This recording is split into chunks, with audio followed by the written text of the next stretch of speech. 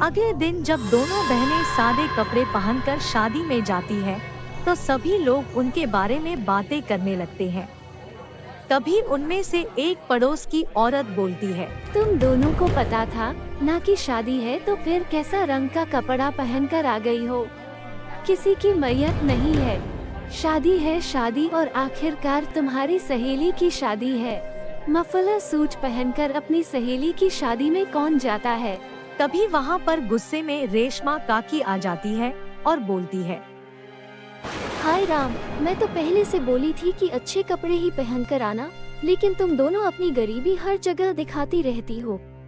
मुझे जरूर पता है यहाँ किसी लड़के को दिखाने आई होगी। तुम्हारी गरीबी देखकर कोई तुमसे शादी कर ले।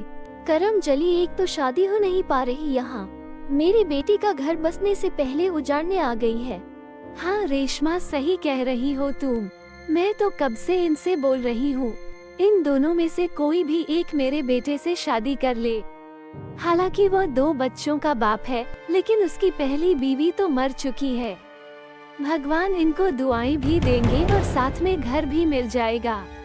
नहीं तो इन जैसे को कौन अपने घर की बहू बनाएगा, बताओ। इनसे भला कौन घोड़े पर चढ़कर कोई राजा शादी करने आएगा। ये सुनकर माधुरी को बहुत बुरा लगता है और वो वहाँ से शादी छोड़कर चली जाती है और नदी किनारे आकर अपने आप से बात करने लगती है। भगवान न जाने ये दुनिया वाले क्या चाहते हैं, ना तो हमें जीने देते हैं, ना सुख चैन से रहने देते हैं।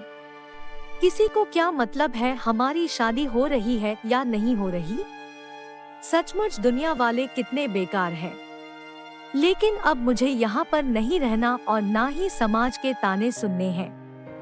अब मैं अपनी खुद की जान देकर खुद को खत्म कर दूंगी। इतना सोचकर जैसे ही माधुरी नदी के अंदर छलांग लगाने जाती है, उतने में ही नदी से एक परी निकलती है और बोलती है, क्या बात है माधुरी, तुम इतनी जल्दी अपनी जिंदगी दूसरों के कहने पर खत्म क्यों कर रही हो?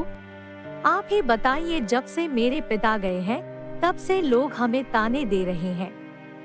मुझसे यह सब नहीं देखा जाता है, इसलिए मैं अपनी जान देना चाहती हूँ। नहीं माधुरी, हमें किसी के कहने पर अपनी अनमोल जिंदगी खत्म नहीं करनी चाहिए। भगवान ने हमें जिंदगी जीने के लिए दी है, ना कि मरने के लिए।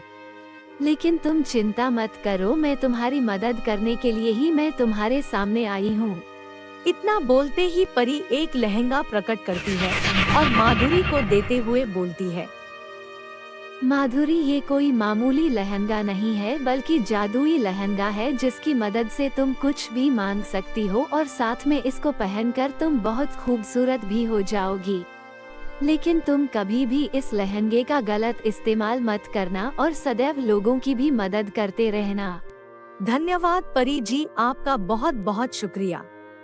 मैं आपका ये एहसान कभी भी नहीं भूलूंगी। परी का धन्यवाद करके माधुरी अपने घर चली जाती है और वहाँ जाकर अपनी बहन को सब कुछ बताती है। जिसके बाद सपना बोलती है, दीदी, क्या सचमुच कोई जादुई लहंगा हो सकता है? मुझे तो विश्वास ही नहीं हो रहा। अब तुम्हें अपने आप विश्वास हो जाएगा। इतना बोलकर माधुरी जादुई लहंगे को पहन लेती है। लहंगा पहनते ही माधुरी बिल्कुल खूबसूरत हो जाती है। ये देखकर सपना हैरान रह जाती है। हाँ दीदी, मुझे विश्वास हो गया कि सचमुच ये जादुई लहंगा है।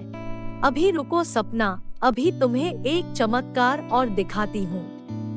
ये जादुई लहंगे मुझे सोने के जेवरात दे दो। माधुरी के इतना बोलते ही वहाँ पर बहुत सारा सोना और जेवरात प्रकट हो जाता है। ये देखकर सपना आश्चर्यचकित रह जाती है और खुशी से दोनों बहनें जब देखती है तो उनकी माँ भी कुर्सी पर बैठी बैठी हंसने की कोशिश करती है, लेकिन वो कुछ भी नहीं बोल पाती है। जिसके बाद सपना भी उस लहंगे को पहन लेती है और खूबसूरत हो जाती है और उसके लंबे लंबे बाल भी हो जाते हैं। जिसके बाद दोनों बहनें जादुई लहंगे की मदद से अपनी माँ का एक अच्छे अस्पताल में इलाज करवाती है और साथ में एक अच्छा सा आलीशान घर भी खरीद लेती है। जिसके बाद दोनों बहनें की शादी हो जाती है और वो अपनी माँ के साथ अपने आलीशान घर में रहते हैं। कुछ दिनों बाद दोनों बहनें अपने आलीशान घर को अनाथालय और वृद्धाश्रम में परिवर्तित कर देती हैं और साथ में दोनों बहनें गरीब और अनाथ लोगों की मदद भी करती हैं और खुशी खुशी अपना जीवन व्यतीत करते हैं। अगर आपको कहानी पसंद आई तो लाइक और सब्सक्राइब जरूर करें।